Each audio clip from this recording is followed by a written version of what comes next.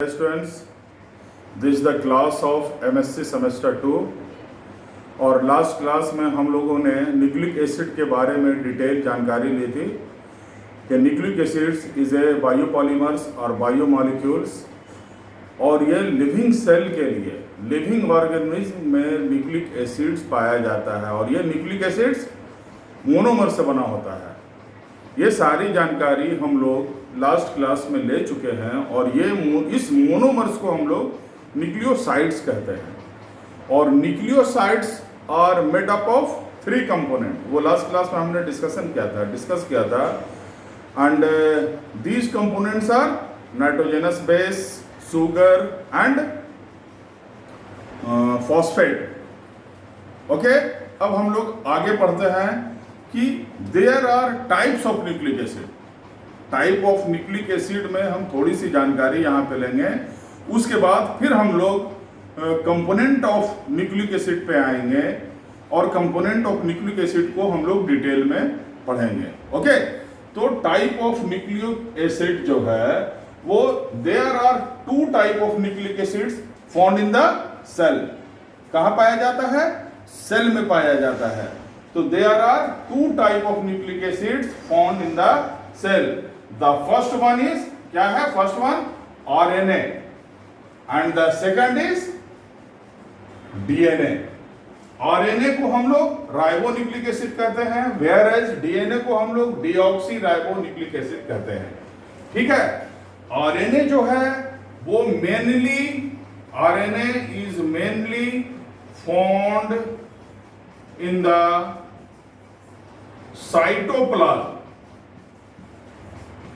cytoplasm of the cell, okay, whereas DNA is found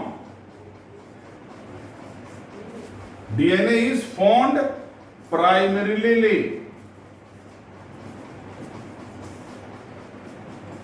in the nucleus of the cell,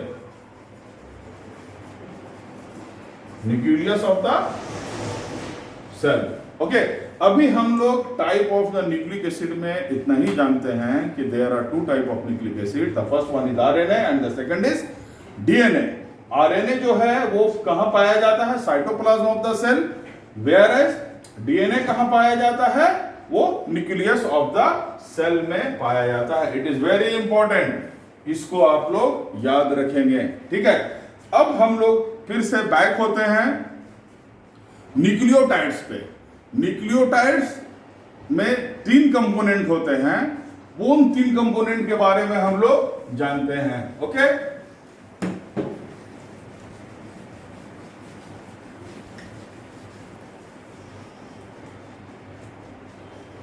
क्या है? हम लोग nucleotides के बारे में पढ़ रहे थे कि न्यूक्लियोटाइड्स। ठीक है, न्यूक्लियोटाइड्स में there are 3 component and the first one, पहला से हम लोग शुरू करते हैं। The first one is nitrogenous base. क्या है? Nitrogenous base, the first component of nucleotides. उसके बाद हम लोग सेकंड कंपोनेंट के बारे में पढ़ेंगे, शुगर के बारे में, फिर हम लोग फॉस्फेट के बारे में पढ़ेंगे। अभी हम लोग नाइट्रोजेनस बेस के बारे में जानते हैं। तो नाइट्रोजेनस बेस क्या है? नाइट्रोजेनस बेस जो है, this the organic base, this the organic base, this is the organic base, organic base found in nucleic acid. Nucleic acid को हम लोग Na से डिनोट करते हैं यहाँ पे। Nitrogenous base is the organic base and found in nucleic acids और nucleic acids are derivatives of, देखिए, organic base found in the nucleic acids और डेरिवेटिव्स ऑफ, किसका डेरिवेटिव्स है? द फर्स्ट वन, यहां पर हम लोग लेते हैं पिरामिडीन्स, पिरामिडीन्स, और दूसरा क्या है? प्यूरिन्स। ओके, पिरामिडीन्स क्या है? Pyrimidines is a 6 membered heterocyclic ring compound. It is 6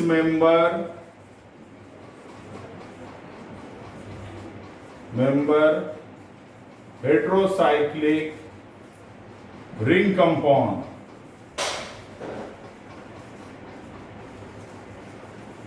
Whereas purines क्या है? Purines is a 6 membered ring fused ring compound।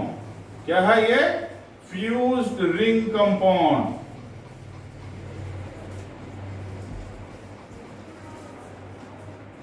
Having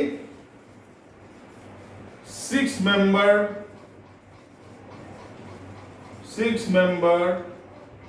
ring connected to 5 membered ring।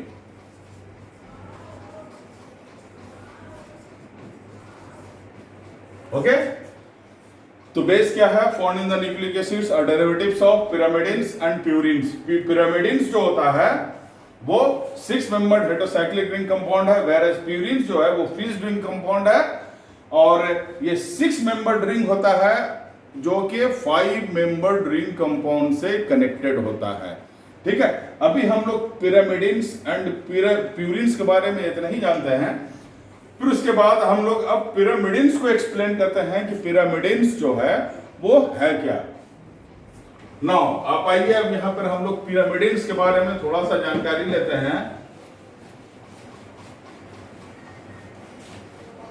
Sorry, यहां पर देखिए पिरामिडीन्स का जो स्ट्रक्चर है, पिरामिडीन्स और प्यूरिन्स दोनों का हम यहां पे स्ट्रक्चर बना देते हैं अगर, तो देखिए पिरामिडीन्स का जो स्ट्रक्चर है वो इस तरह से है।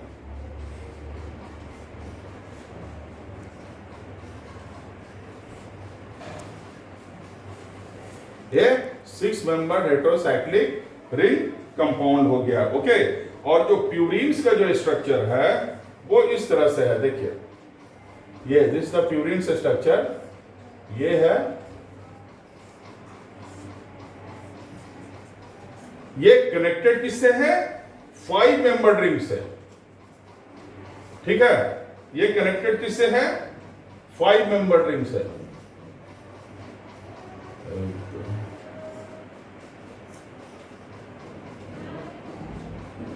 सॉरी, यहां डोल और यहां इसकी नंबरिंग हम लोग कैसे करते हैं? नंबरिंग जो करेंगे वो नंबरिंग कैसे करेंगे?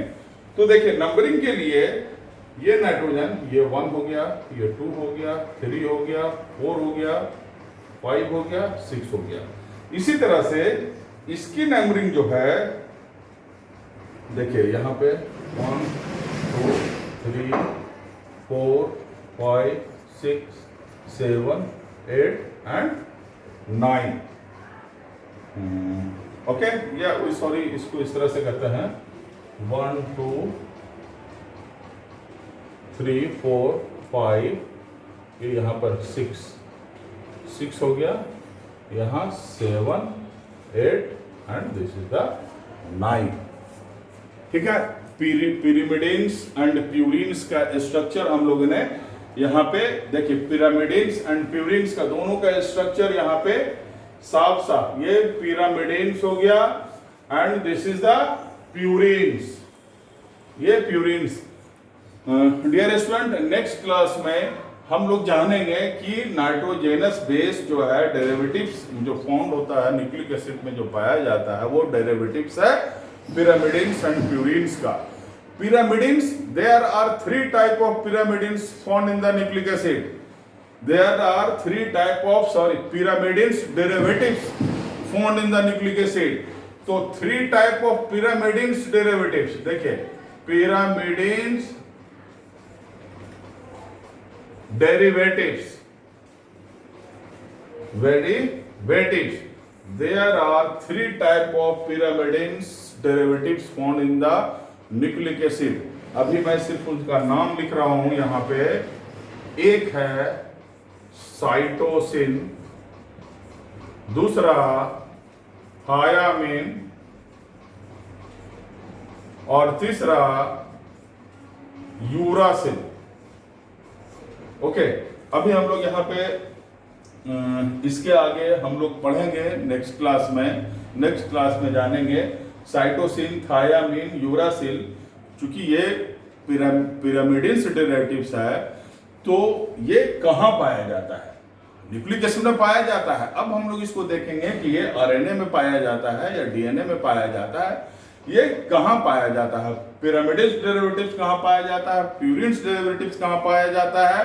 इसका स्ट्रक्चर क्या है? ये सारी चीजें हम लोग नेक्स्ट क्लास में जानेंगे। Okay, thanks.